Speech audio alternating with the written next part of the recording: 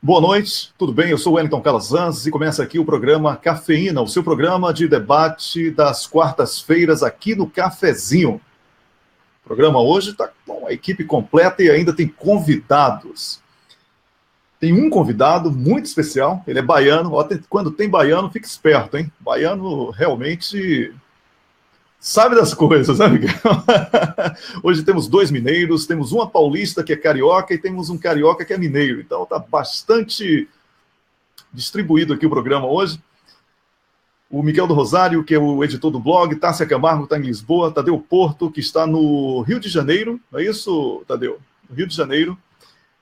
Leonardo Stolp em São Paulo, e o nosso convidado, Augusto, ele é físico, especialista em tecnologia avançada, trabalha no Instituto CERN, que é nada mais, nada menos que o instituto que criou a internet. E nós vamos falar hoje sobre revolução digital. O primeiro passo para o contragolpe dos brasileiros, que vem sofrendo golpes sucessivos com essa política perversa implementada a partir da destituição de uma presidenta que não cometeu crime. E os brasileiros estão na expectativa de um comando. Quando o brasileiro está na expectativa de um comando, as pessoas dizem que os brasileiros perderam o poder de reação e que só ficam em frente ao computador. Não são os brasileiros que estão errados. É a comunicação com essas pessoas que não está correta. Então, o Cafezinho é um blog pioneiro na convocação para uma revolução digital. Revolução digital é um conceito nada novo, que influenciou as primaveras árabes, mas que esse conceito foi motivado, criado, exatamente pelos algozes daqueles povos que foram massacrados. No caso do Brasil, nós promovemos exatamente o inverso. Nós queremos agora que você, que está insatisfeito com tudo isso que está aí, você que faz parte dos 97% que reprovam o governo, a gente tem que chamar de governo, mas isso aí, chamado governo de Temer, você pode, a partir do seu celular, a partir do seu computador, na escola, em casa, no escritório, dar a sua contribuição. Você, a partir de agora, tem forças, com a ponta dos dedos, para ser um ativista. E essa revolução digital, ela é capaz de uma hora para outra, levar multidões para as ruas e promover a tão esperada transformação do Brasil.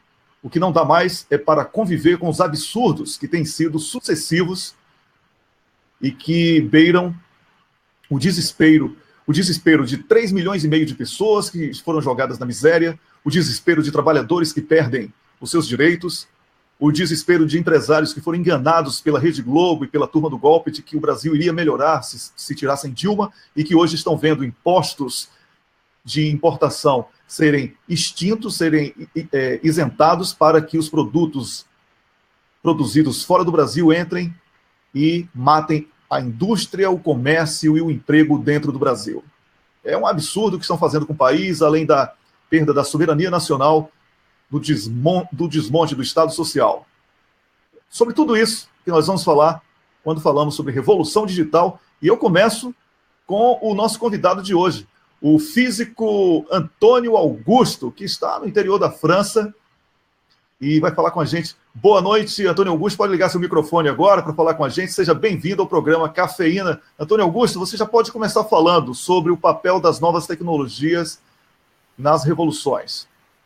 Ok, boa noite aí, pessoal do Cafezinho, pessoal da audiência. Bom, eu sou físico de partículas, trabalho no CERN, o Centro Atômico, o Centro Europeu para Pesquisa Nuclear. Bom, o CERN é onde está instalado o LHC, que é o grande acelerador de partículas e historicamente é onde se desenvolveu toda a pesquisa, ou uma grande parte da pesquisa em física nuclear na Europa, o que sempre demandou a capacidade de lidar com grandes volumes de dados, né? E não é à toa que a internet ela foi criada exatamente no CERN. Quem vai ver que tem lá em um certo corredor uma placa no escritório onde a internet foi criada. E A motivação para o aparecimento da internet foi, naquele primeiro momento ali, justamente o quê? Facilitar a comunicação entre as pessoas. Veja bem que um projeto típico aqui no CERN tem, tipo, entre 700 cientistas que estão em várias localidades do mundo e alguns outros experimentos têm até 5.000, 6.000 cientistas que precisam o tempo todo estar se encontrando, trabalhando. Bom, no que diz respeito à internet e como as tecnologias associadas à internet podem auxiliar a politização das pessoas ou o contrário, nós tivemos uma conversa, eu com o Miguel e as pessoas que estavam interagindo através dos comentários, uma semana atrás, eu acho, no cafezinho no almoço, e naquele momento eu dizia exatamente que o que a gente precisa entender a respeito da internet moderna, tal como ela se popularizou no mundo, é que ela é um projeto imperial. A lógica da internet é a lógica de dizer assim, eu quero montar uma rede de comunicação, quero que todas as formas de comunicação que estão aí disponíveis, desde telefonia analógica até o áudio e o vídeo digitalizados, eles fluam texto também, né? Eles fluam através dessa rede, de tal maneira que essa informação em algum momento passe. Então, a lógica da internet é essa, né? Quer dizer, não é à toa que, tipo, é muito difícil, na verdade, que qualquer coisa que circule na internet não tenha que, em um certo momento, passar por um servidor que esteja localizado nos Estados Unidos, na Europa, ou, por exemplo, no Japão. Porque esses são realmente os grandes assim, centros de poder assim, que gerenciam justamente essa comunicação na internet. Né? Bom, o que é que eu sempre digo assim? Isso é como um instrumento. A internet a gente tem que ver ela como um instrumento. A motivação para criar esse instrumento é essa. Mas, por um outro lado, esse instrumento abre também possibilidades. Por quê? Porque na medida em que você diz assim, eu vou fazer a informação rodar o mundo e passar por mim, eu também estabeleci uma ligação entre eu e aquele outro contato lá em um lugar remoto que eu quero justamente obter a informação. Então, é aí que vem toda a questão do hacker ativismo, do ativismo na internet, uma série de coisas. Por quê? Porque a internet funciona com um protocolo de comunicação que tem dois sentidos. Então, na internet, você não consegue somente comunicar, você também recebe as informações que vêm de fora. Já começam a existir iniciativas, inclusive, de estruturar outros protocolos que funcionem mais assim no sentido do que seria um streaming, uma televisão. Quer dizer, o streaming, nesse contexto, é inclusive até um retrocesso, se a gente pensar bem. Por quê? Porque ele restabelece somente aquele discurso ali da televisão, que você está aqui mandando uma informação sem que tenha uma interatividade com aquilo. Bom, no que diz respeito às ferramentas que se desenvolvem no contexto do ambiente, a gente pode se referir à internet como um ambiente. A gente tem várias possibilidades. Eu costumo, assim, do ponto de vista do ativismo político, dividir isso entre aquelas ferramentas que são pensadas, desenhadas para justamente fazer a coleta de informações, o que tem muito a ver também com espionagem, mas também a própria questão de observar os dados que estão circulando e decidir quais são os dados que são relevantes, quais são aqueles dados que você precisa manter, quais são aqueles dados que têm a informação útil que você precisa para alcançar um certo objetivo. Por exemplo, hoje, todos vocês já devem ter ouvido por aí falar dessas empresas que fazem, em inglês se chama analytics, ou então análise de Big Data. O que esse pessoal faz?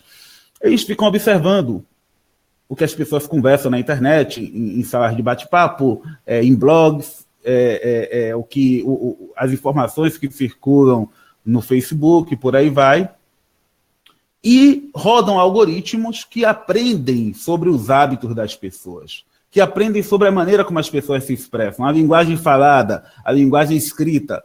Quando a gente, muitas vezes, observa e corrige uma tradução que o Google Translator nos dá, a gente está treinando um computador, está treinando um algoritmo que, em algum momento, vai ser capaz de escrever algo, de escrever um texto.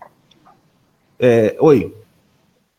Antônio, eu vou pedir licença para o Wellington Calazans, que normalmente é a pessoa que distribui aqui no cafezinho, e eu vou falar que eu acho essa conversa de hoje muito produtiva, até porque o que está acontecendo hoje é que as páginas de esquerda começam a ser boicotadas pelos algoritmos do Facebook. E o que eu vou fazer é uma pergunta para você, que inclusive cai para esse momento, não só para a página do cafezinho, mas para toda a esquerda articulada. Eu não digo esquerda, eu digo soberania do Brasil. Mas antes eu quero fazer uma introdução, porque eu acho que poucas pessoas no Brasil conhecem realmente como as telecomunicações foram moldadas no Brasil. Você está trazendo para a gente as estruturas de algoritmo, eu vou te fazer uma pergunta um pouco mais prática do que a gente pode fazer.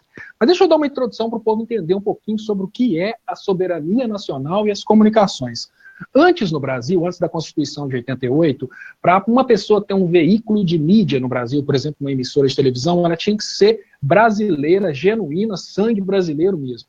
Depois da Constituição de 88, passou-se a admitir um determinado percentual de propriedade da emissora sendo, por exemplo, de capital estrangeiro. Qual que era a ideia disso, gente? A televisão tem um poder muito grande de influenciar as pessoas. Então, o que os legisladores e constitucionalistas da época, a Assembleia Constituinte, pensava? Se a gente entregar para o internacional, por exemplo, dos Estados Unidos, o poder de ter uma emissora de televisão no Brasil, eles vão começar a fazer o brasileiro trabalhar para os Estados Unidos e vão desvirtuar o Brasil. Então, o que aconteceu? Nesse momento, aos pouquinhos, a televisão brasileira começou a ser invadida pelo capital internacional e chegou num ponto em que a gente sabe que a gente tem as leis das SA e é praticamente impossível saber quantos % da Rede Globo realmente pertence a brasileiros. Mas, num segundo momento, veio a internet e quebrou completamente essa ideia de telecomunicações conectadas à soberania nacional, porque antes era impossível um veículo de comunicação nascer no Brasil, por exemplo, um rádio ou uma televisão, sem uma concessão pública. Mas só que aconteceu um momento em que o Facebook deu a oportunidade para que um veículo de comunicação como o MBL, como o Revoltados Online, nascesse no Brasil sem nenhum compromisso com a verdade, sem a ideia da liberdade de expressão estar condicionada à proibição do anonimato, mas tudo que eles fizeram, que eles conseguiram destruir a soberania nacional, eles fizeram se utilizando do anonimato, eles não são punidos por isso, porque as penas para o que eles fizeram, elas vão até 6 meses de cadeia, que é substituído. Então, o que eu estou querendo sintetizar nesse momento é o seguinte: o Facebook penetrou no Brasil com ares de ser uma coisa muito boa para a população brasileira. Aos poucos, o Facebook foi fazendo o que você foi falando, foi tomando informação de quem gosta de direita, quem gosta de esquerda, foi criando formas para que esses canais, como Revoltados Online e MBL, conseguissem chegar em muitas pessoas e conseguiram, inclusive, derrubar uma presidenta da República no Brasil através dessa mídia alternativa que espalhou fake news. Hoje a gente está vivendo um momento completamente diferente.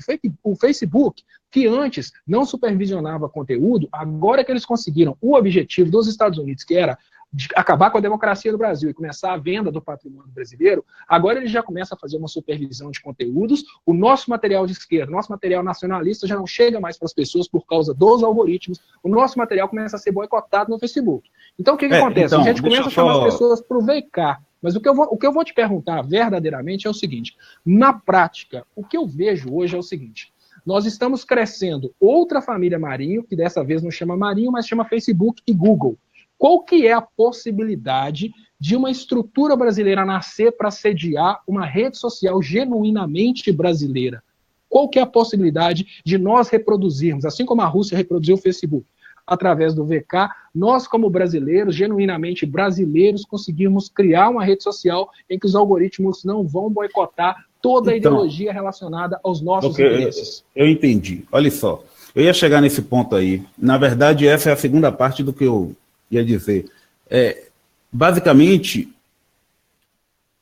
eu tenho dito isso para outras pessoas também, vou repetir aqui, não importa VK, Facebook ou qualquer outra rede social, a gente não deveria se articular para fazer ativismo em redes sociais.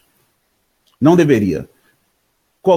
Não existe, seja a rede social brasileira, seja a rede social Facebook, ou seja lá o que for, não existe.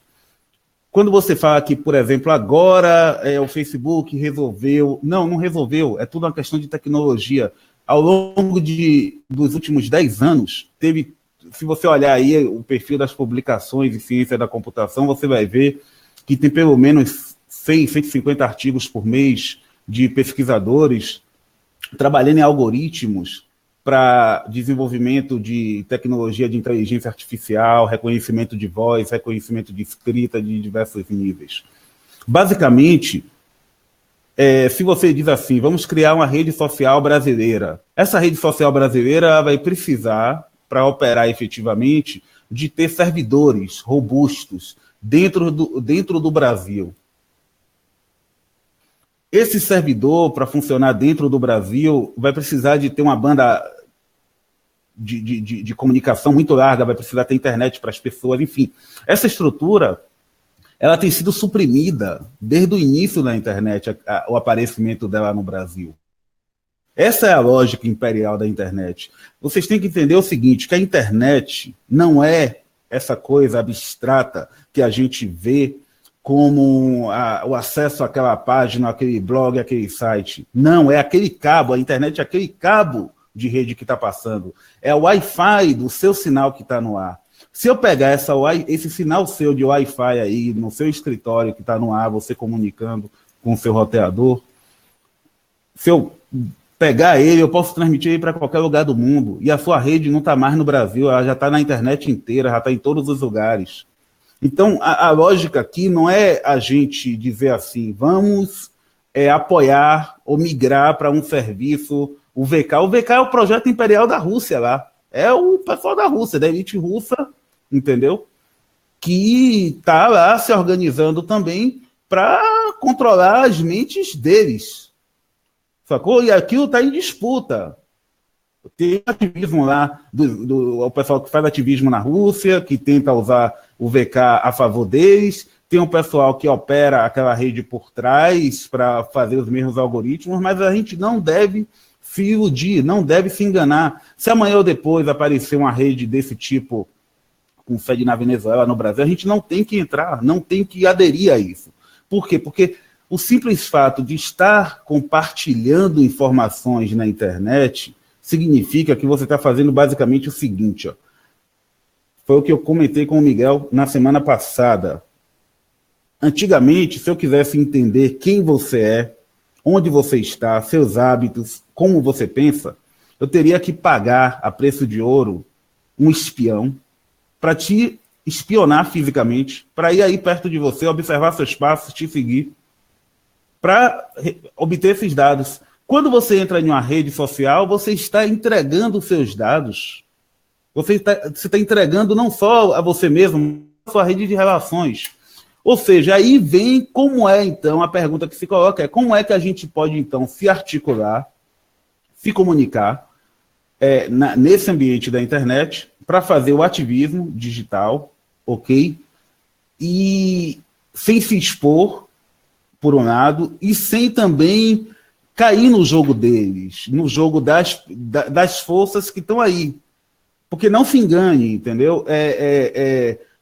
Tudo que está acontecendo nesse momento na internet não foi formulado há um mês atrás, ou 2 meses, ou há um ano atrás. Eu estou falando aqui de, ao menos, 10 anos de desenvolvimento tecnológico, entendeu? De computadores que duplicaram de capacidade, de indústria de armazenamento de dados, que em um certo momento disse assim, a gente ia desistir de fazer disco rígido, mas a gente não vai mais desistir. Vamos fazer discos rígidos maiores para armazenar mais dados. Tudo isso é muito diferente daquela imagem da internet que é talvez maliciosamente aí disseminada como aquela coisa da abstrata, entendeu? São coisas muito concretas. Bom, aí vem a questão dos protocolos de comunicação, dos serviços e o próprio hábito de como usar o computador, de como usar a internet, do que expor, de como expor, né? Por exemplo, todo mundo que usa Linux, que já usa há um certo tempo, sabe que existem as salas de bate-papo chamadas de Internet Relay Chat, IRC. Essas salas, você pode estabelecer salas temáticas, encontrar pessoas ali que estão com um nickname. Essas pessoas podem se conectar a essas salas usando protocolos para esconder a própria identidade, ok? E bater papo encriptado, sem que ninguém tenha realmente acesso ao que está sendo comentado, ao que está sendo discutido. Outras tecnologias, por exemplo, se a gente está pensando em ter uma plataforma para permitir a formulação de conteúdo, tipo blogs, então, tudo bem, escreve o blog, mas não vai colocar o blog no serviço do Google. Não vai colocar o blog no serviço que é comprado lá pelo Facebook, porque você está só ajudando. Qualquer informação que passe na mão desse pessoal, eles se fortalecem. É basicamente assim. O jogo é muito pesado nesse aspecto.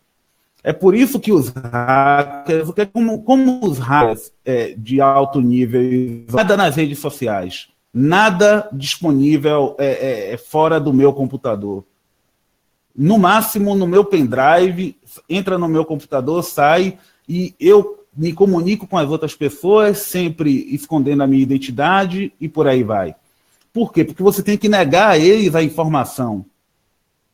Uma coisa que eu tinha comentado com o Miguel, e repito aqui com vocês, do ponto de vista da atividade hacker, e aí quando eu falo de hacker, não falo somente, falo de qualquer entidade que está buscando adquirir informação sobre alguém, sobre uma outra organização, do ponto de vista do atacante, as coisas funcionam assim. O atacado, quem está sendo atacado, não sabe o valor da informação que está dando. E quem está perguntando sabe o valor da informação. E aí a gente vem com aquela coisa, tipo, não tenho nada a esconder. Por que deveria me preocupar tanto com privacidade? A sua preocupação com privacidade, ela já começa com o fato que você tem que perceber que vários aspectos da sua vida são privados mesmo. Tipo, você tem senha na sua conta de banco, você tem chave do seu carro, você tem chave na porta de sua casa, você não tem uma carteira, vamos dizer, transparente, onde as pessoas veem quanto você tem de dinheiro ou não, o seu nome nos documentos. Vários aspectos de sua vida são privados. Se eu faço uma pergunta a alguém, pode ser uma pergunta banal para aquela pessoa que está respondendo, mas eu sei por que eu estou perguntando. E é por isso que esse mecanismo de você organizar as pessoas em redes sociais, entendeu? E agrupar as pessoas, ele é tão potente. Por quê? Porque você não somente expõe os conteúdos, você expõe como as pessoas pensam, você expõe como as pessoas se organizam, os padrões de agregação de seres humanos para atacar problemas. Em um certo momento, você vai perceber como é que as pessoas se organizam para debater, como é que elas se organizam para texto, como é que elas se organizam para escrever código. Tudo isso, você tá treinando. Todas essas redes, o sentido da existência delas é esse. Entendeu? O Facebook, ele está só começando com esse controle. Ele está só começando. Porque o objetivo deles, assim, de tudo que a gente vê no ambiente do desenvolvimento de software, é ser capaz de editar conteúdo automaticamente. Tipo, não precisar de ter um sensor humano que observe uma atividade e diga isso aqui é abusivo, isso aqui é fake news, isso sai. O Antônio Augusto. Oi. para a gente dar uma dinâmica também política dentro da nossa conversa, não ficar na parte técnica apenas, que está ótima, e você vai voltar daqui a pouquinho, eu vou passar um pouco a palavra para os demais, tá? E eu vou passar para o Miguel do Rosário. Miguel, o Antônio Augusto aí, e também o Leonardo Stolper, eles falaram sobre a questão das redes sociais. O Antônio Augusto falou que não adianta migrar para VK, Facebook, qualquer rede social está sempre recebendo informação, a gente está trabalhando de graça para eles e entregando os nossos pontos, como falamos na gíria brasileira, de graça para esse pessoal que vai acabar usando dentro das suas conveniências, dentro dos seus interesses, as informações que nós mesmos fornecemos para eles. Aí, Miguel, eu tenho falado, brincando lá no meu programa, pela manhã aqui no Cafezinho no WC, que a gente tem que promover a orcutização do Facebook, só postar ursinhos carinhosos, golfinhos saltitantes, coisas bem banais, assim, né? Aquele bom dia cheio de luzinha que mandam para mim no WhatsApp, assim, que ninguém suporta aquilo, parece árvore de Natal de chinês, não é? Então, Miguel, qual a solução que a gente vai encontrar aí, se o VK que estava sendo usado, pensado por mim, por você, por outras pessoas, até pelo Leonardo Stolper, que levantou a bandeira primeiro que todos nós, também pode não ser um bom caminho a seguir? Boa noite, Wellington, Tássia, Tadeu, Leonardo e Augusto, e a audiência. É muito interessante a fala do Augusto. Eu acho o seguinte, que primeiramente, né, fora Temer, é claro, já está meio batido já, mas enfim, eu acho que a gente não pode radicalizar demais. Por exemplo, eu vou dar um exemplo. A gente é contra armas, né? E armas de fogo. Porque a gente acha que tem que haver algum tipo de regulamentação, né? Senão o mundo vai explodir de armas. E a gente sabe que a indústria bélica tem o objetivo de vender mais armas, né? Mas se você está no meio de uma guerra, você não vai ficar escolhendo se o fuzil é americano é russo. Você está no meio de uma guerra, tem 3 caras atirando em você, tá você e seus amigos ali, você vai pegar o fuzil que tem a mão e atirar no inimigo. Então, eu acho o seguinte, eu acho que a gente tem essas ferramentas todas são armas que elas podem ser voltadas contra a gente. Então, a gente tem que ser suficientemente esperto para usar essas armas a nosso favor, não é? E, ao mesmo tempo, nos defendermos também. Então, tem uma série de técnicas que a gente vai ter que assumir para a gente se defender, se precaver. Eu acho que a gente tem que diversificar. A diversificação é interessante, né? O uso de redes fechadas seguras é uma saída. O Augusto ele já começou a especular, a elaborar um pouco isso. Algumas redes fechadas mais seguras. Ele tem razão quando ele fala com essa coisa de rede brasileira.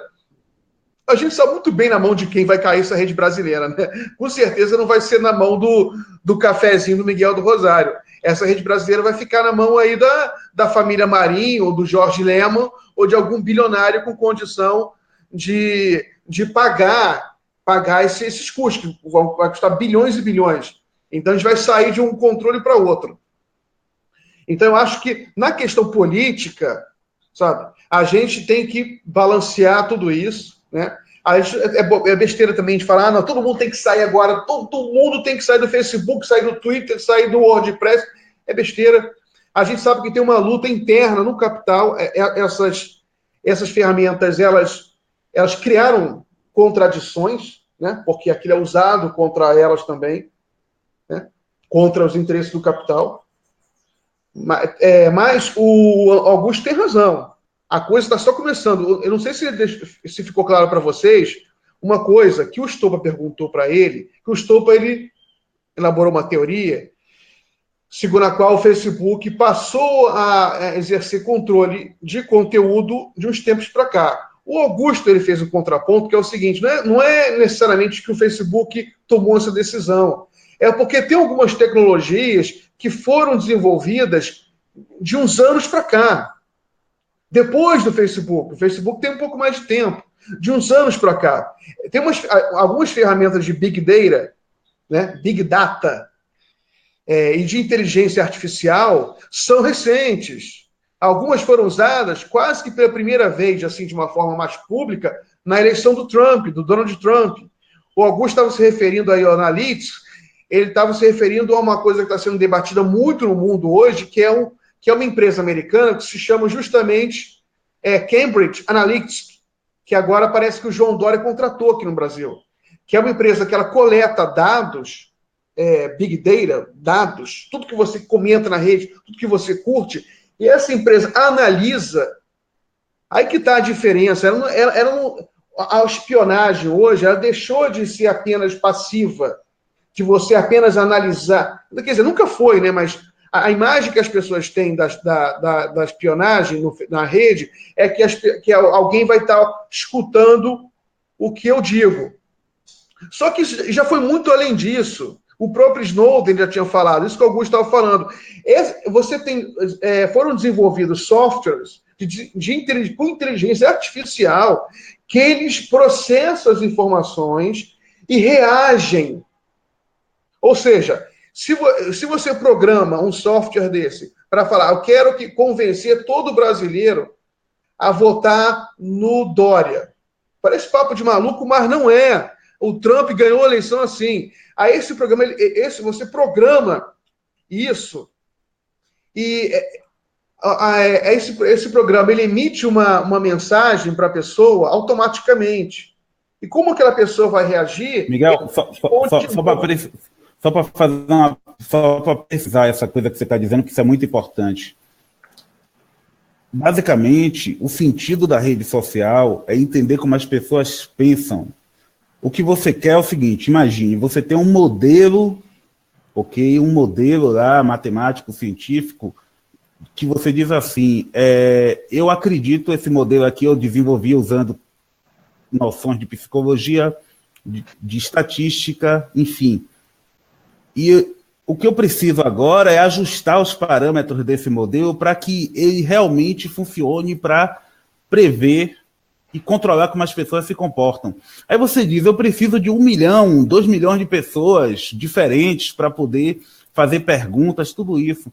Aí chega o Facebook e diz para você, cara, você não precisa, me manda o seu modelo, eu vou colocar aqui na minha caixa preta, esse cara vai ser treinado com a amostra infinita que eu tenho de dados, de pessoas conversando, de pessoas interagindo. E o que emerge disso é uma radiografia da maneira como as pessoas pensam, da maneira como as pessoas se organizam. Olha, vocês entendam bem, tipo, a Primavera Árabe, as pessoas começaram a se articular usando redes sociais com um objetivo, e sem que essa organização, essa possibilidade de comunicação entre as pessoas fosse desmontada, mas simplesmente, digamos, redirecionando os contatos, suprimindo certos conteúdos, dando mais visibilidade a outros, limitando o acesso em certas regiões, amplificando o acesso a outros, manipulando os conteúdos que são mais visíveis e aqueles que são menos visíveis, o caráter daquela coisa mudou totalmente. Porque a gente não está falando aqui de um ser humano. É o comportamento coletivo, é o comportamento da média. Então, por exemplo, o que é que você acha que vai acontecer com uma pessoa que recebe uma carga diária de 100 notícias negativas por hora? A gente está vendo aí no Brasil, tipo, uma tragédia de destruição de direitos, de destruição de uma série de outras, de infraestrutura, economia e essa coisa toda, e as pessoas aparentemente, entendeu, não reagem na mesma proporção da agressão. Aí você se pergunta como é possível. Coisas muito graves aconteceram com estímulos, quer dizer, com agressões muito mais tênues, muito menores. Como é possível? Aí você vai observar a situação, você vai perceber que existe toda uma rede de manipulação de informação que cerca a pessoa. Você simplesmente não vai achar facilmente no Google, se você procurar, certas informações por exemplo, sobre o episódio que acabou de acontecer do próprio reitor lá, que infelizmente se suicidou e coisas desse tipo. Faça uma pesquisa. Se você botar aquele sobrenome, não vai ser a primeira entrada nem a segunda, e tem uma série de outras coisas. Durante a campanha, o Miguel falou aí, a coisa do Trump, se você botasse na internet ali no Google Trump, apareciam coisas que tendiam a ser negativas. Colocasse Hillary, em um certo momento apareciam coisas que tendiam a ser positivas. E aí depois você via que claramente essa tendência mudava. Era como se alguém pagasse para que isso mudasse.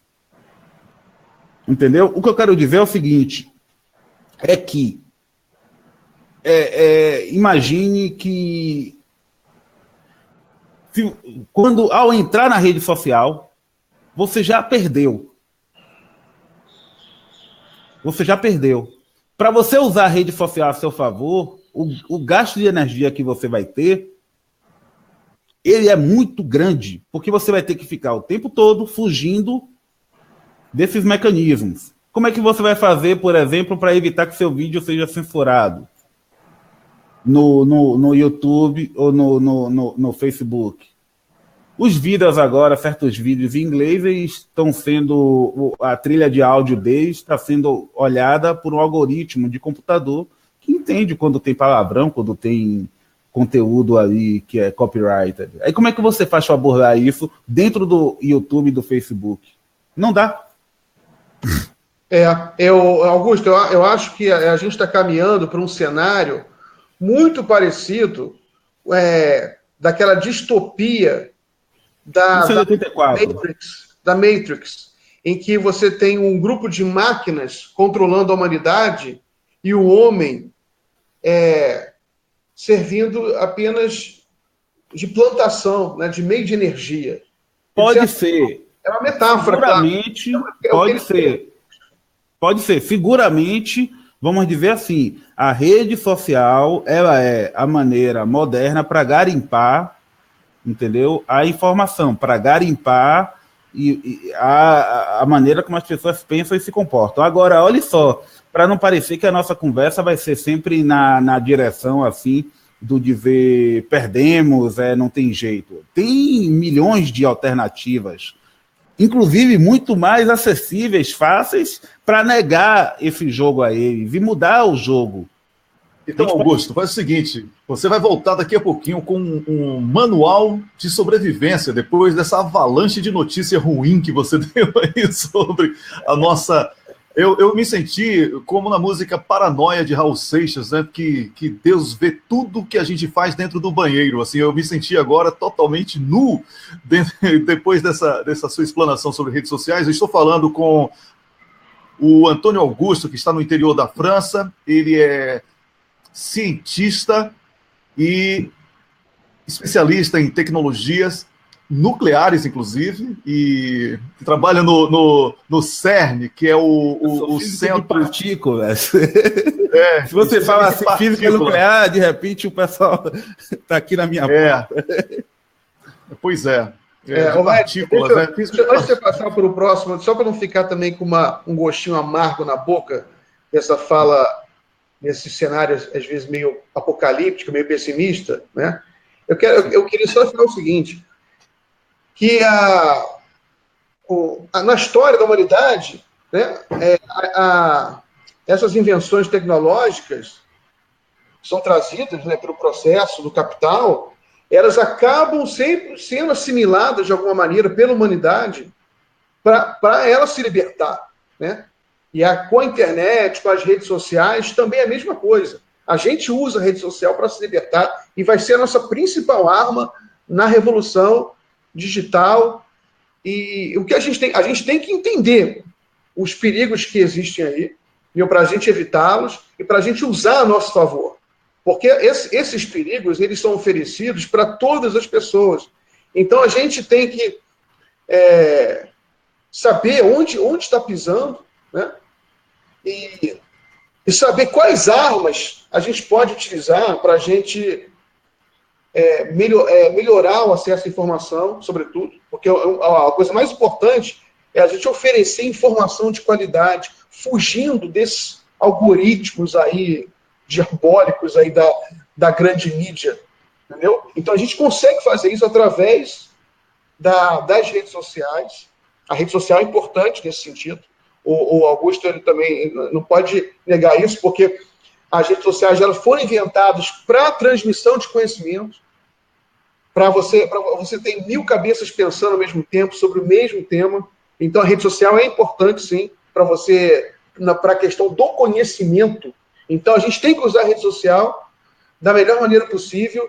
Aí depois, na próxima fala, eu vou dar algumas ideias de como a gente pode fazer isso, né? E qual vai ser o processo até o ano que vem. Eu também Maravilha, olha, andei pesquisando. Sim, você andou pesquisando. Novidade, né, pra gente, você pesquisando. Pois é, Tássia, você sempre fala antes, mas hoje eu, para não ser injusto com o Tadeu, que sempre fala por último, tá, Tássia? Eu vou chamar o Tadeu Porto. Tá bom. Tadeu?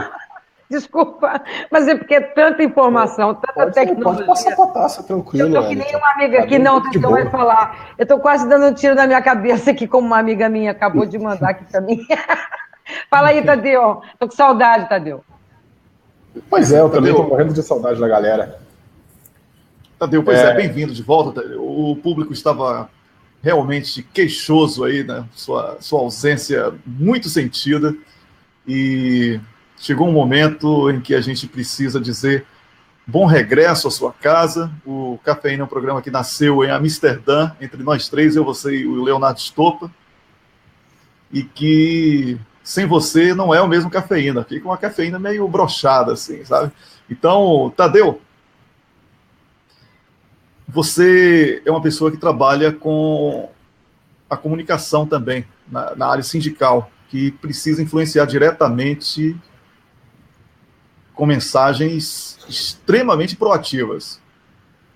Como é que você avalia, depois de tudo que foi dito aqui, dentro dos seus conhecimentos na área de comunicação também, você é uma pessoa bastante ativa nas redes sociais, você é uma pessoa bastante ativa na comunicação, como é que você avalia essa necessidade de furar os bloqueios impostos pelo poder, né? Quando falamos em poder, no seu caso específico, citaríamos o patrão, né? E em relação às aspirações dos empregados. Pois é, Wellington. Primeiramente, boa noite a você, boa noite a Tássia, ao Miguel, ao grande Léo e ao Antônio. Um grande prazer te conhecer, Antônio. Muito legal a sua fala. Você lembrou, Wellington, que a gente começou a desenhar o Cafeína lá em Amsterdã? A próxima vez que chamar o Antônio, você me avisa que eu vou, sinceramente, vou fumar um baseado antes, porque para viajar desse jeito não dá para fazer sóbrio não, cara, na moral mesmo. Do jeito que o Miguel saiu daqui, foi para Matrix, daqui a pouco ele está discutindo Blade Runner, o futuro, como é que vai ser e tal.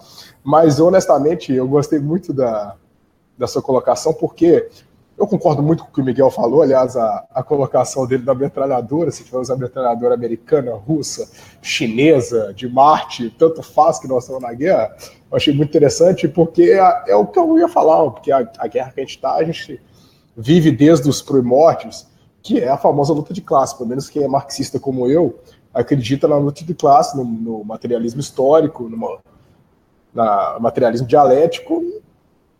Eu não sei muito o que falar disso fora, sem citar esse contexto. Nós temos gente que manipula os meios de produção e tem gente que são donos do meio de produção. E essas pessoas estão brigando o tempo todo, com internet, com foice, com martelo, com tudo, com o Supremo, entendeu? Não tem muito que fugir disso. Agora, eu acho que a análise que a gente tem que fazer é muito a análise dentro da teoria marxista também, dentro da infraestrutura e da superestrutura, sabe?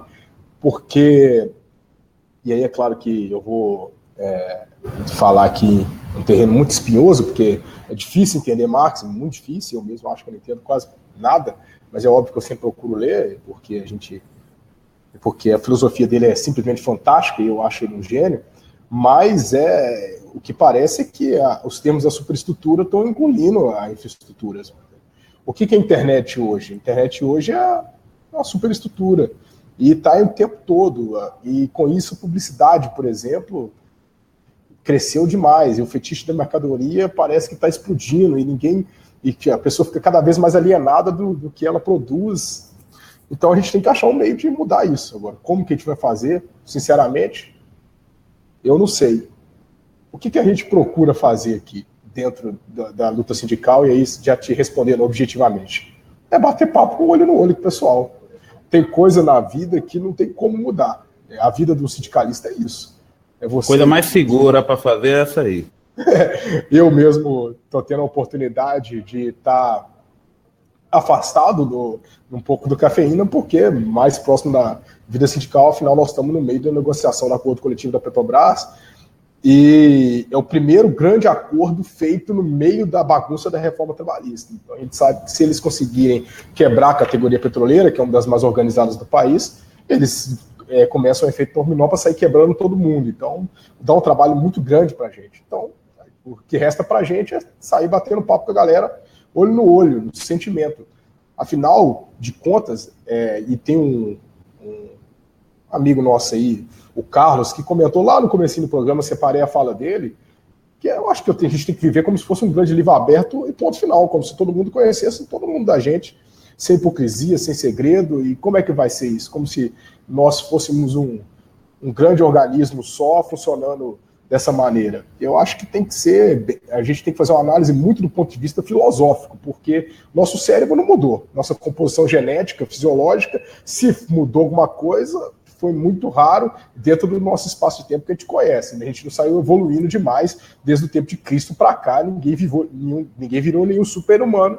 A gente tem as nossas limitações que são muito parecidas. E são os seres humanos, e é claro que eu estou discutindo aqui, pelo menos antes do que o Steve Hawking chama da teoria de singularidade, onde os humanos são mais inteligentes do que as máquinas. Antônio, se quiser dar uma pincelada, se ele conhecer mais sobre esse assunto, eu só sei de citação mesmo. O Stephen Hawking fala que quando as máquinas forem mais inteligentes que os humanos, o mundo vai virar completamente, vai ser totalmente diferente, que ele chama de teoria da singularidade. Estou trabalhando antes da teoria da singularidade, que eu não sei se vai existir ou não. É tudo feito por ser humano, sabe? O Zuckerberg é um ser humano, ele tem fraqueza de ser humano. Ele pode reunir um super grupo de pessoas que vai tentar estabelecer o mundo da internet, mas essas pessoas vão brigar, não tem como, porque são ser humanos, tem vaidade. O Zucker é branco, o outro cara vai ser negro. E eles vão brigar por causa disso. Só para não perder um ponto que você falou que eu acho interessante. Assim, fazendo também uma provocação. É realmente possível ficar rico jogando em um cassino? Não. Por quê? Porque as máquinas do cassino foram criadas e programadas para dar sempre lucro para o cassino.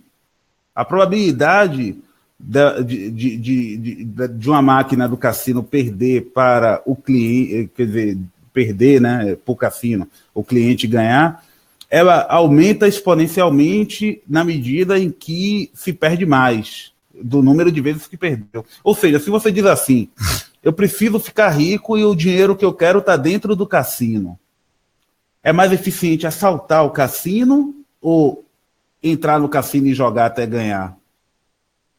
A questão é essa. Assaltar, com certeza.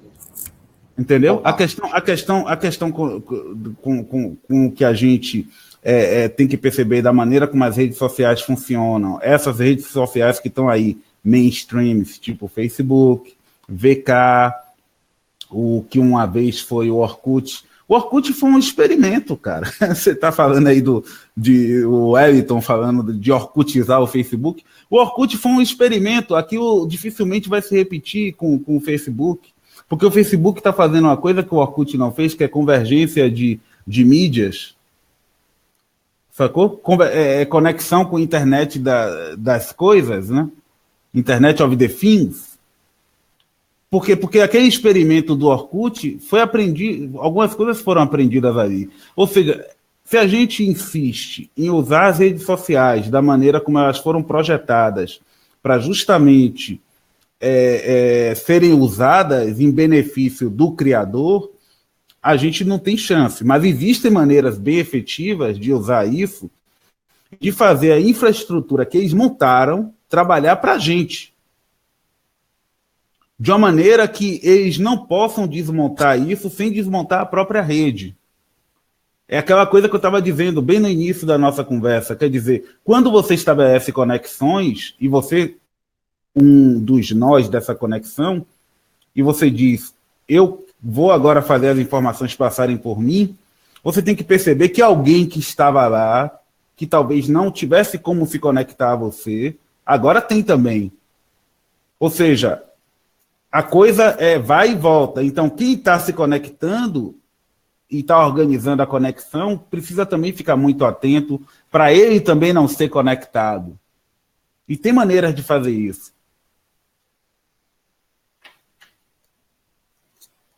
Ok, então daqui a pouquinho a gente vai saber algumas dessas maneiras, com o Miguel, com o próprio Antônio Augusto. Falta ainda ouvir. O Leonardo entrou antes, então não vou chamar o Leonardo agora, que está aí também ouvindo, né? Cortou o vídeo, certamente está comendo, né? Estava apresentando outro programa, estou falando, está lá mastigando. Mas eu vou chamar a Tássia Camargo. Tássia, você pode, sem dúvida alguma, fazer um paralelo entre a atuação de uma atriz numa novela, você que é atriz, é diretora de teatro, produtora de conteúdos. Você já trabalhou, obviamente, em novelas, você já foi apresentadora de programas na Rede Globo, você hoje trabalha no mundo da interatividade. Então, essa coisa da rede social é como o teatro e a televisão, onde o teatro tem o feedback imediato, que seria a rede social, do público, a reação do público é sentida imediatamente, e a televisão é aquela coisa distante, o monólogo que o Antônio Augusto chamou do streaming, mas o nosso streaming tem o chat aí, viu? O chat que a gente pode bater papo com o público, e daqui a pouquinho o Miguel e o Tadeu vão falar com o público. Então, é esse paralelo que a gente pode fazer, Tássia, entre a sua área de atuação e tudo isso que a gente está falando, o contato com o público, que se dá de forma diferente, as impressões, é isso aí que a gente pode fazer? Bom, primeiro, eu quero dar boas-vindas aí para o Antônio Augusto. Antônio, eu estou querendo dar um tiro na minha cabeça, depois de tudo que você falou, não porque foi ruim, não. É porque a gente tem que arrumar uma forma de driblar como os artistas faziam em 64, né? Tem várias maneiras, não faça isso. Pois é. Aí veio foi o Leonardo, não, foi o Tadeu que falou olho no olho. Mas o Wellington respondendo... boa noite aí, Miguel, Leonardo, tá comendo o Leonardo ainda? E o Wellington... bom, o feedback do teatro nas redes sociais, para mim, funciona muito bem. Tanto com pessoas que, por exemplo, pessoas que gostam do que eu falo nos meus vídeos ou que eu posto, é imediato. Se eu tiver um erro ali, às vezes que eu digitei, já foi, porque já printaram, fizeram miséria, e é imediato na coisa da perseguição, né? Eu sou eu não peguei 64, porque eu tinha 3 anos, mas eu sou da época da ABIN, né? E eu comprovei que... Então, eu tenho a ABIN no meu Facebook que tinha no Orkut, que foi roubado. É uma loucura.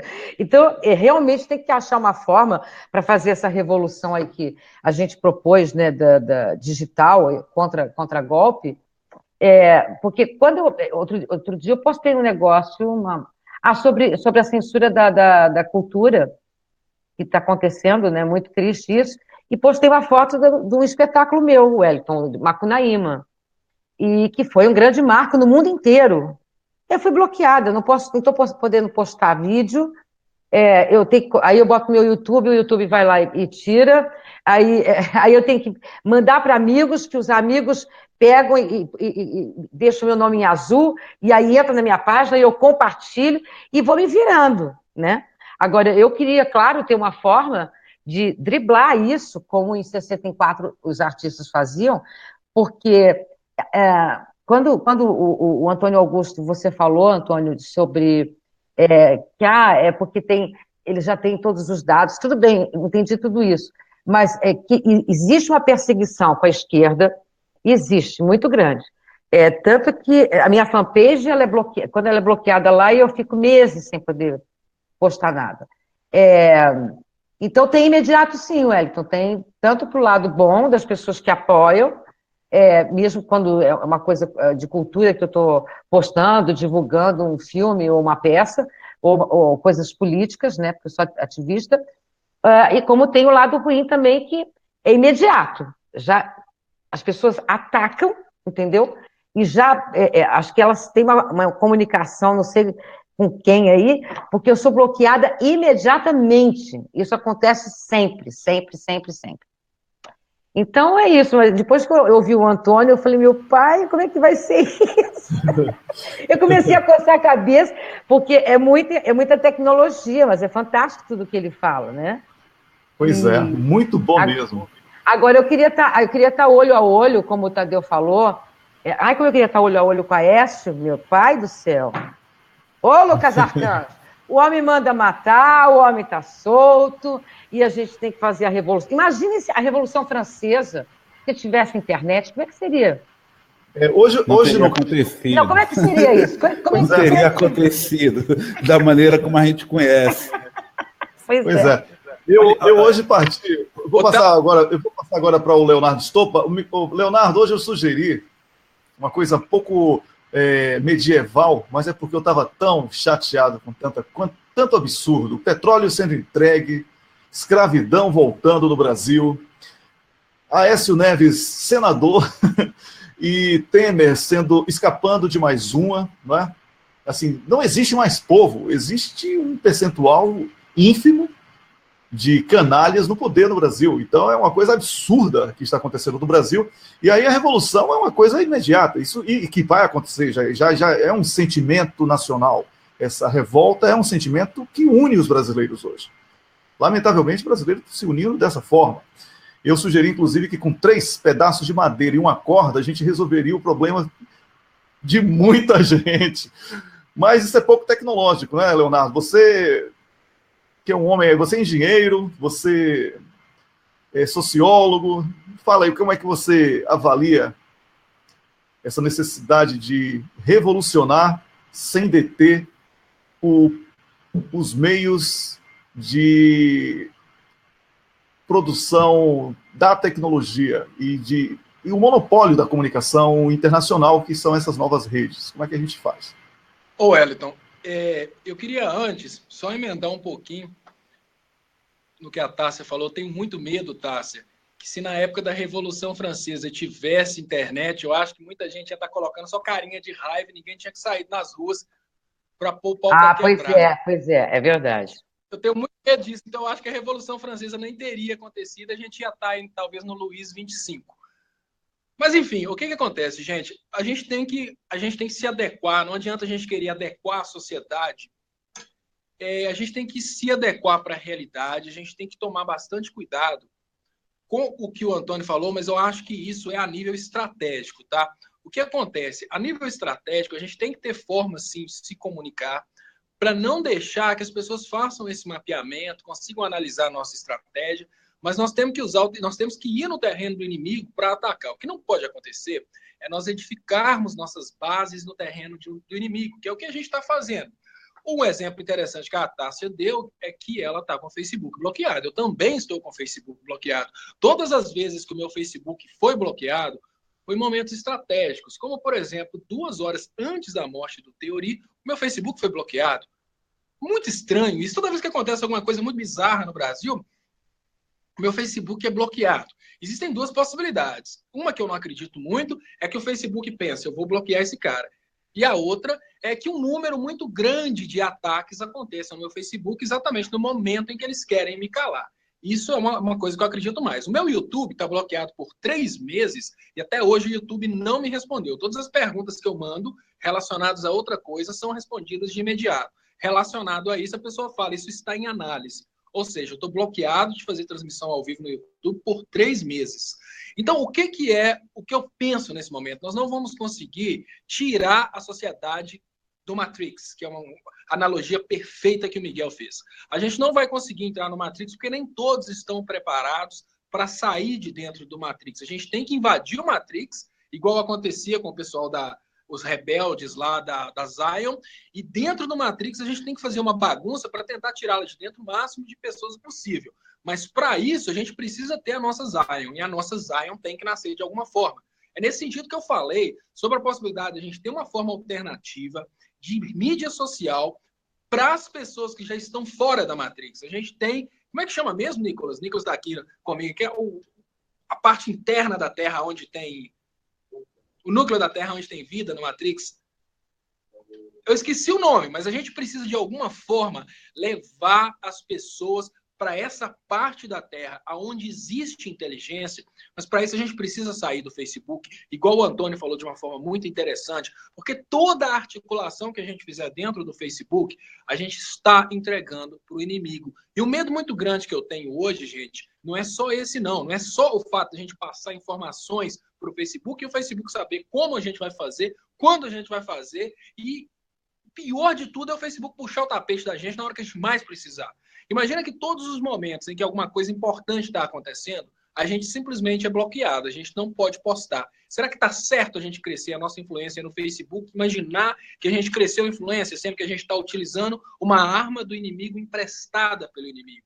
E ele falou uma coisa que é interessante, apesar do VK representar hoje uma reação contra o Facebook, ele não apresenta uma reação contra o sistema digital. Uma reação contra o sistema digital só viria através de uma ferramenta genuinamente nossa, que não precisa ter a mesma estrutura de servidores que tem um Facebook. A gente não precisa ter uma estrutura para sediar 200 milhões de brasileiros. A gente precisa ter uma estrutura para sediar formadores de opinião, intelectualidades, essas pessoas que precisam conversar de forma secreta e de uma forma que essa estrutura não fosse tão aberta para os Estados Unidos. A gente não sabe se eles vão conseguir, por exemplo, um acesso até eu vou conseguir acesso ao roteador para fazer um espelhamento de todo o tráfego de dados e mandar todo esse tráfego de dados para si, ou seja lá para quem for. A gente está realmente muito vulnerável, porque esse sistema interligado, por mais que a gente tenha acesso, quem tem controle são eles. Mas esse é um mal necessário. Um dos motivos da morte do ser humano por velhice é a oxidação. Então, o mesmo oxigênio que nos faz viver, nos faz respirar, é o que nos faz envelhecer. A gente tem que conviver com ele. A tecnologia está aí, a gente tem que conviver com ela, mas a gente precisa arrumar formas de driblar o controle deles sobre a tecnologia e arrumar formas de trabalhar a tecnologia em nosso favor. Então, é nesse momento que eu penso que pode, eu pergunto, faço mais uma provocação, tanto para o Antônio, mas também para as autoridades na área de tecnologia que estão aqui escutando. O que pode ser feito para a gente ter a nossa rede social, a rede social da esquerda, não necessariamente uma rede social aberta para pessoas desconhecidas, mas uma rede social em servidor nosso, onde nós possamos fazer a nossa estratégia, sem essa estratégia ser monitorada pelo inimigo. Eu acho que está muito errado. Toda vez que a gente comunica os dados relacionados à nossa estratégia, a gente imaginar que a gente está utilizando as ferramentas do nosso inimigo maior. Agora, eu queria só, para finalizar, fazer um parênteses, que essa luta por domínio da tecnologia, ela vem de muito tempo. Inclusive, se a gente parar para pensar, assim, tanto essa parte de análise de dados, por exemplo, foi inclusive um motivo pelo qual Noam Chomsky foi para o MIT, foi exatamente para trabalhar uma análise automática do discurso durante a Guerra Fria, para tentar analisar tudo que se era falado em qualquer língua que fosse criada, para criptografar as coisas. Então a gente vê que existe uma preocupação na guerra para isso. O que a gente está vivendo hoje, apesar de ser digital, é uma guerra digital, a gente tem que preocupar, a gente tem que ter inteligência nesse sentido, senão nós vamos perder completamente o controle das coisas e, com certeza, eles vão acabar imbecilizando a população. Vale muito aquela analogia do Matrix. Nem todos estão preparados para sair do Matrix, mas eles precisam, pelo menos, saber que eles estão vivendo dentro desse mundo paralelo, que é um mundo em que a informação não chega para eles como ela deveria chegar. A informação chega para eles mastigada, como os donos do dinheiro querem que eles recebam. Obrigado, posso falar Leonardo. uma coisa sobre isso? Quando ele fala assim que já chega mastigada, é muito fácil ser de direita, né? Já veio tudo pronto. Hoje, por exemplo, um amigo meu, o Bruno Muratori, que mora aqui em Lisboa, postou um vídeo lindo do programa do Lula. Nossa, as pessoas assim, cara, eu saí do Brasil, eu estou em outro lugar por causa desse cara. Como se o Lula fosse responsável por tudo isso que está acontecendo. Eu fiquei 4 anos me matando de estudar economia para fazer vídeos de economia.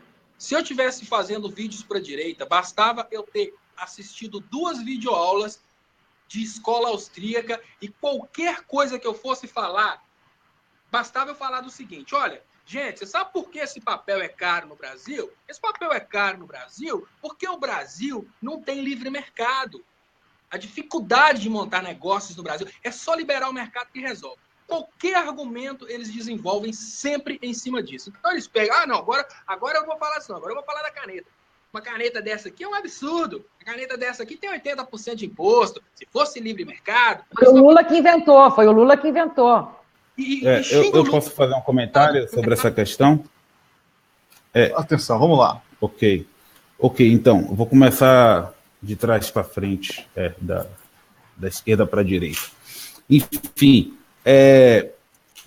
sobre essa questão que você comentou, Tássia, é muito fácil ser de direita, eu acho interessante, eu tive hoje estudando algumas manifestações que eu andei monitorando aí pela internet, tipo, inclusive atividade mesmo, de visualização de vídeos e uma série de coisas, e o que eu percebo é que, na verdade, a gente tem que um pouco parar de subestimar o projeto aí da direita, esse projeto que está em curso. Os caras estão implementando um projeto de revisionismo profundo, histórico e científico, que basicamente a gente poderia até resumir assim, tipo, revogação do iluminismo, revogação de Descartes, revogação no cartesiano, vamos dizer assim, entendeu? Revogação da possibilidade da existência de leis físicas. E isso tem a ver com criacionismo, tem a ver com as pessoas que estão aí fazendo uma série de vídeos argumentando de maneira assim, para a gente que conhece as coisas com um pouco mais de profundidade, você tende a pensar, pô, esse cara é um idiota, mas não é. O discurso todo bem argumentado e feito, articulado, para convencer, por exemplo, pessoas que têm uma informação muito básica sobre vários assuntos a acreditarem que a Terra ela é plana, a acreditarem que a força da gravidade não existe, e coisas desse tipo. Então, isso é revogação de tudo que a gente chama de modernidade mesmo. Então, eu diria que tem gente... É muito fácil ser de direita, talvez no sentido assim, de consumir o produto da direita, esse produto aí. Mas tem muita gente trabalhando e investindo muita energia para levar à frente esse projeto, entendeu? Respondendo a pergunta de Leonardo, bom, existem diversas alternativas para a gente se organizar, se comunicar. Eu acho que, basicamente, as pessoas de esquerda, os ativistas, eles têm, sim, que ter uma rede social onde se agrupar, onde conversar, e o critério básico para a existência dessa rede social é ela não ter um servidor. Não pode ter um servidor. Ou seja,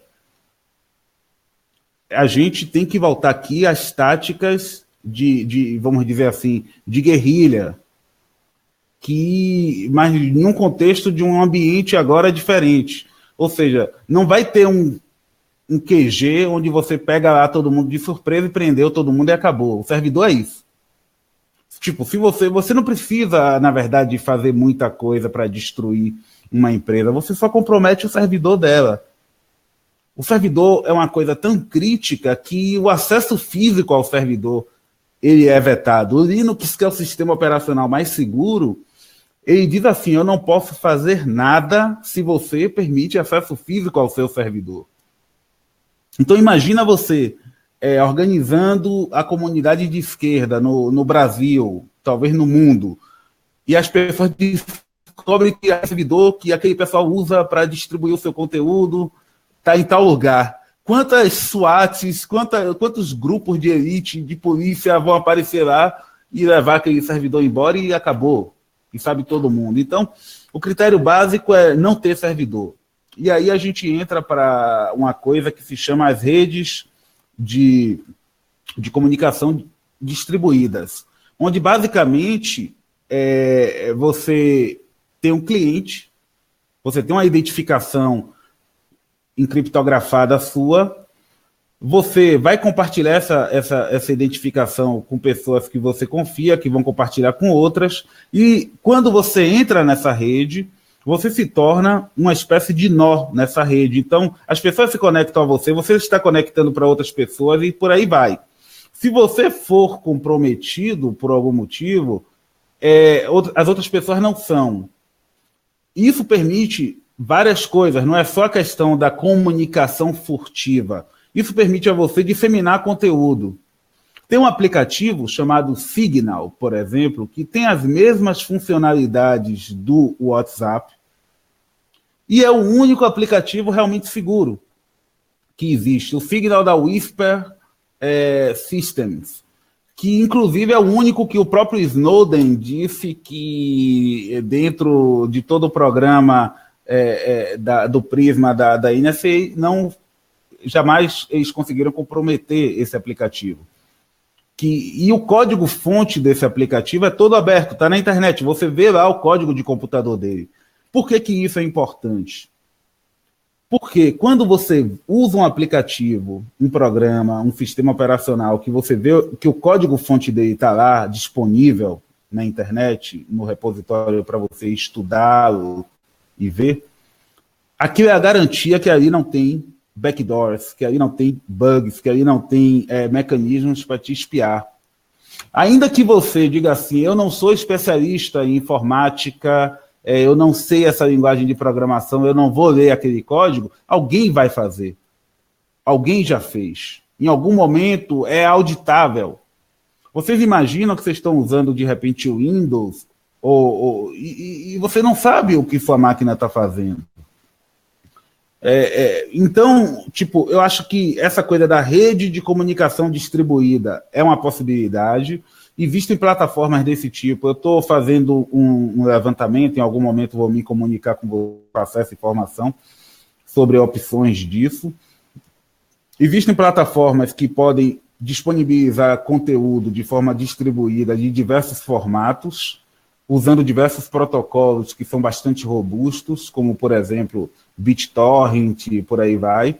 Ou seja, basicamente, seria possível construir um site que, do ponto de vista de como ele é visto na internet, ele teria as mesmas funcionalidades do cafezinho, como é hoje, onde você tem o acesso ao chat, você tem a possibilidade de fazer streaming ao vivo e gravar as informações, você tem a possibilidade de manter um blog e de dar contas para as pessoas, e esse site poderia não estar em lugar nenhum, ser todo feito em base de uma infraestrutura distribuída, que não pode ser atacada de uma maneira definitiva, por exemplo, e tirado do ar.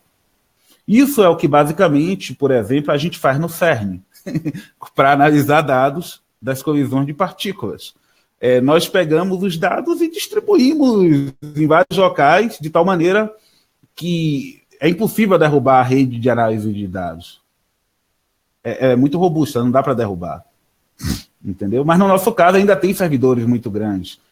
No caso do ativismo digital, é realmente necessário criar essa infraestrutura. Dentro do ambiente do Linux, todas as peças, todas as ferramentas para desenvolver uma plataforma desse tipo estão lá. Precisa-se de que alguém junte essas peças, entendeu? Mas elas estão lá, elas existem. Agora mesmo, enquanto eu estou falando com vocês aqui, eu tenho um aplicativo que está rodando aqui que eu faço ligações de áudio e vídeo que são completamente encriptadas e que não passam por servidor algum. eu me conecto diretamente com a pessoa que eu quero falar usando a internet. E essas coisas estão aí, entendeu? A gente pesquisando um pouco. Por exemplo, pensando em não promover uma mudança muito drástica. Eu acho que só o fato de encorajar as pessoas a usarem Linux é já uma coisa muito importante.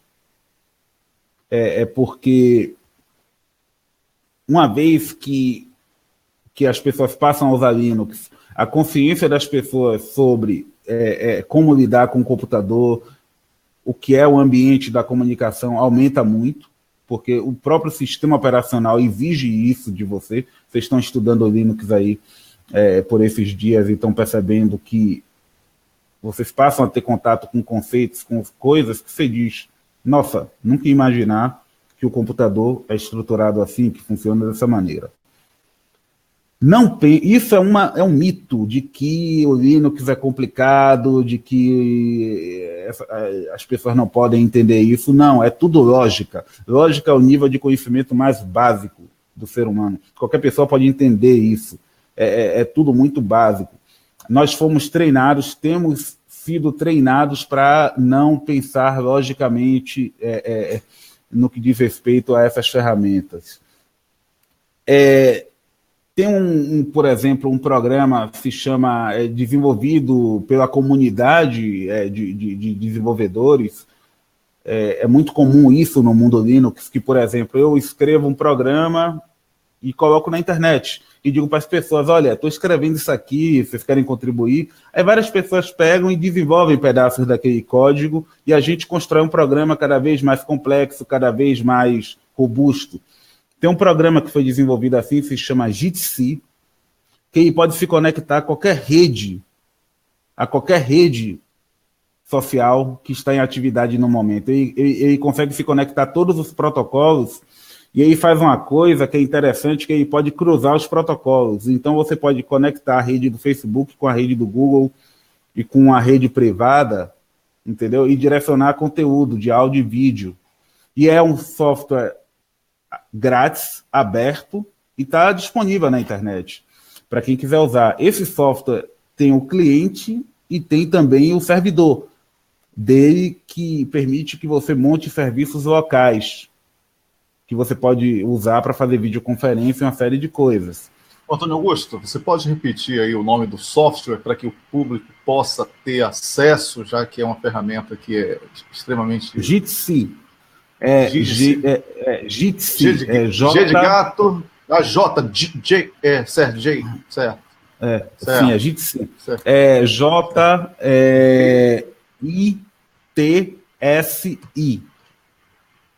J-I-T-S-I. Vou escrever aqui no chat a página deles e vocês podem colocar isso. Tá bom, Miguel, você que vai conversar com o público agora, Miguel, você já aproveita e já digita aí no chat para o público, tá bom, Miguel? Tá bom. E a gente vai já começando a preparar aí o encerramento do programa. O Tadeu parece que se mandou aí sem avisar. Acho que está muito estourado na hora também, mas o programa hoje é muito importante, né?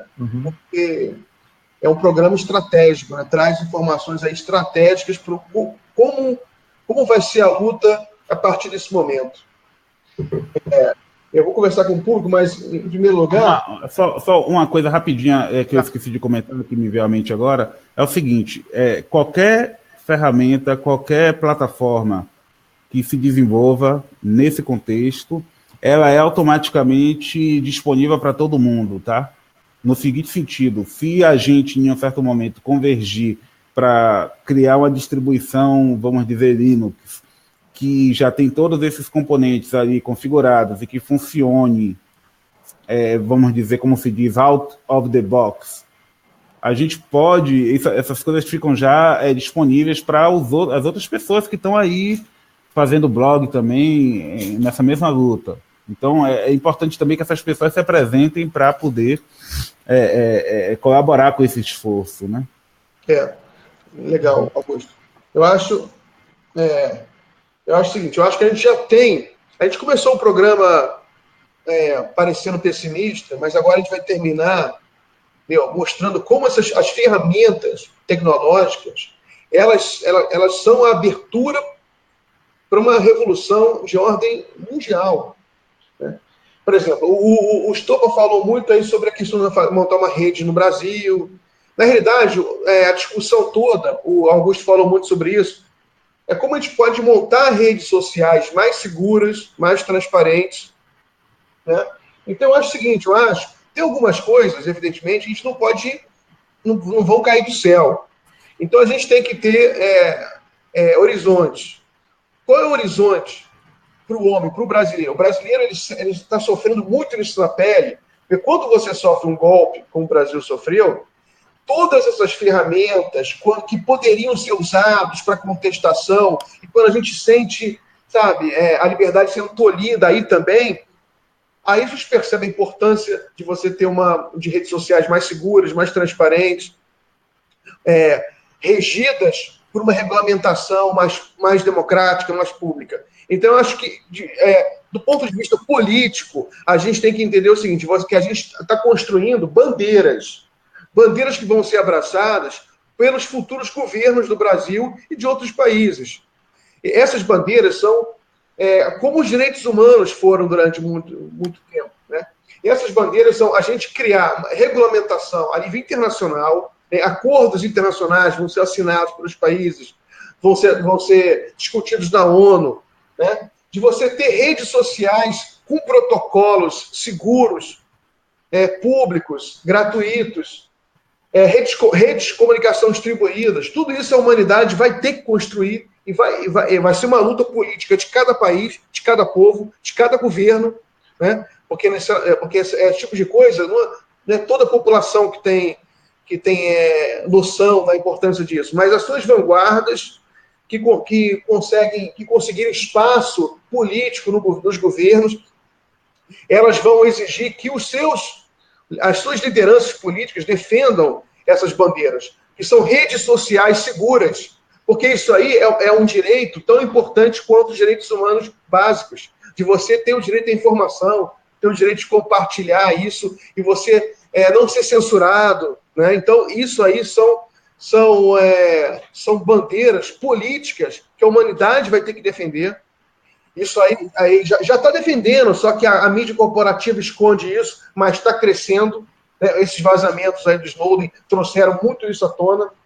Então, do ponto de vista da política, a gente tem que ter esse horizonte, porque com esse horizonte em mente, a gente já tem um caminho, né? A gente tem que ir nesse caminho. Então, do ponto de vista prático, hoje, a gente vai ter que elaborar estratégias de software livre, diversificar um pouco as redes, sempre ter o Facebook também, né? É bobagem a gente também sair do Facebook. Entendeu? A gente vai ter que ter uma estratégia para as várias redes sociais, tem que concentrar muito no blog, né? Porque o blog é uma rede muito segura, onde se derrubarem a página, o cafezinho vai passar por uma reformulação total a partir de agora, sabe? Vai ser tudo, a gente vai incentivar o uso do Linux, do Signal, sabe? Incentivar, vai se tornar uma editoria fundamental do cafezinho, essa questão tecnológica, né? Do ponto de vista que são essas armas que vão possibilitar a gente vencer a imprensa corporativa, e a gente vai se organizar muito rapidamente, muito mais rapidamente do que eles possam imaginar. E dentro de alguns meses, a gente já vai ter criado aí uma rede bem diferente no Brasil. Né? Então, o público aqui, eles estão comentando muito sobre essa questão tecnológica que repete aquelas distopias, às vezes, né, de 1984, o clássico do George Orwell, que ele... Então, a gente passa a bola aí, vou me despedir, tá? Porque está começando a fazer barulho aqui, não me respeitaram. Passa a bola aí que eu fico na próxima. Boa noite, gente. Ok, um grande abraço, Miguel do Rosário. O programa está chegando ao final. Eu tenho que agradecer ao Antônio Augusto, nosso convidado, que nos deu uma aula hoje aqui, tá? Com informações preciosas. E Antônio Augusto, eu quero agradecer em nome do grupo do Cafeína, tá? Aqui do programa. Quero agradecer também em nome da equipe do Cafezinho e do público, né? Lamentavelmente a interatividade foi prejudicada, o Tadeu saiu mais cedo, o Miguel aí saiu abruptamente. E agora sim, o Miguel está dando um tchau ali. E Wellington, deixa eu então comentar, falar alguma coisa sobre os comentaristas aqui. Certo. Então, o pessoal tá. É que é muito comentário, Wellington. Eu me perco. É muito comentário. Entendeu? Aí. Não dá, é difícil. A gente tem que organizar uma estratégia para a gente comentar. Tem que ficar alguém só olhando os comentários para a gente poder. Tá bom. Eu vou pedir aos voluntários do Cafezinho no WC, né? Eu tenho uma equipe lá que está me ajudando pra caramba, você sabe disso. E vou pedir aí um bônus no Cafeína para que eles quebrem o galho da gente aí, administrando os comentários e gerenciando essa parte de interatividade para melhorar o atendimento, comparando com os demais programas, né? Porque o seu no almoço você conversa com o público, o meu pela manhã também. Então o Cafeína está devendo um pouco, tem um excesso também de apresentadores, não é excesso, tem um grande número de apresentadores, dificulta essa conversa com o público. Mas eu estava me despedindo e agradecendo ao Antônio Augusto, falando que as informações foram preciosas e, apesar de ter começado parecendo que a gente estava perdido, você terminou muito bem, viu, Antônio Augusto? Sai daqui muito mais fortalecido aqui com essas possibilidades que foram apresentadas. Muito boa essa dica aí do Jitsi que você deu. Eu já vi aqui, ele resolve inclusive o problema do Cafeína, viu, Leonardo Stoppa? Eu joguei a arma até fora, que eu falei que ia dar um tiro na cabeça. Já joguei fora. Já jogou fora. Pois é. É como eu estava dizendo, tipo, eu acho que essa coisa do fazer o diagnóstico é importante, do tipo, não tem energia que baste para você investir para nivelar o jogo com esses caras dentro do ambiente deles. Tipo, então, mudar de estratégia. Sacou? Tipo, colocar eles em crise, dizer assim, poxa, esse pessoal sumiu daqui. Mas eles continuam, a gente vê que as informações deles continuam aparecendo aqui, lá. Como é que eles estão se organizando? Quer dizer, você virar o jogo, a gente vai fazer uma coisa que é do tipo, agora vocês estão gastando tempo pensando em como evitar que o YouTube bloqueie e como o Facebook bloqueie e por aí vai. Aí você vai virar o jogo, você vai mudar de estratégia de tal maneira que eles vão ficar pensando, poxa, como é que eu faço para bloquear eles? Como é que eu faço para tirar? Eles saíram da minha seara, eu não consigo mais. Entendeu? Valeu. Por exemplo, é isso, já falei bastante, não vou me estender mais, mas muito obrigado a você que vai ter que ter a Revolução Digital parte 2, viu? Leonardo Stoppa, você falou ali 2 vezes e tal, você que gosta de falar. Fala, Leonardo. Eu vou aqui. Parece que tá um helicóptero pegando aqui, já pode ser o pessoal da Matrix para julgar as bombas, né? Já localizaram de onde que eu estou transmitindo o sinal pirata e já estão vendo. Ainda bem que o nosso servidor fica lá em Milton Keynes, né? O pessoal não vai chegar. Mas olha, nessas horas, eu gostaria de trazer para finalizar 2 frases. Seu microfone está baixo, Leonardo. Seu microfone está um pouco baixo. Seu microfone está baixo. Vou chegar pertinho aqui para ver se melhora. Porque eu estou com o microfone do próprio telefone. Mas eu queria trazer 2 frases do próprio Matrix para finalizar. Uma delas é que nem todas as pessoas estão preparadas para sair da Matrix, e a outra delas é que a Matrix é um sistema e esse sistema é o seu inimigo. Então, enfim, a gente precisa sim criar uma nova plataforma, que seria a nossa nave, e tirar o máximo de pessoas possível desse sistema. Boa noite, pessoal, e até quarta-feira que vem aqui no Cafeína. Valeu, um grande abraço, Leonardo Estopa, Tássia Camargo, agora um beijão para você, Tássia, obrigado por ter segurado aí. Obrigada, Antônio, adorei te conhecer. Obrigada, Miguel, Wellington, Tadeu, já saiu, Leonardo, uma boa noite e estou mais animada. É isso aí. A revolução digital foi o tema debatido hoje aqui no programa Cafeína. Você percebeu que nós estamos totalmente inseridos num mundo que é um mundo desconhecido. Se o mundo físico sempre nos traz novidades a todo instante, esse mundo intangível, ele é ainda mais complexo, mas ele existe e nós precisamos estar dentro dele e dominando ele. Algumas sugestões foram apresentadas e fique atento. Fique atento porque é um pulo para você ficar paranoico imaginando que todo mundo está sabendo o que você está fazendo. A revolução digital pode ser o início, pode ser o embrião da revolução que o Brasil precisa. O Brasil é um dos poucos países com este potencial que não passou por uma revolução. Então é necessário que o brasileiro perceba que é vítima de um ataque internacional, onde células internas foram cooptadas e prestam serviços a essas estruturas externas. Por isso, precisamos reagir se queremos ter um país-nação, se queremos ter um Estado social. Estamos aqui plantando as primeiras sementes. É um serviço do cafezinho para você que é brasileiro e que quer um Brasil forte. Eu sou o Wellington Calazans, agradeço a você, Miguel do Rosário, que está no Rio de Janeiro, Tássia Camargo em Lisboa, ao Antônio Augusto na França, Leonardo Estopa,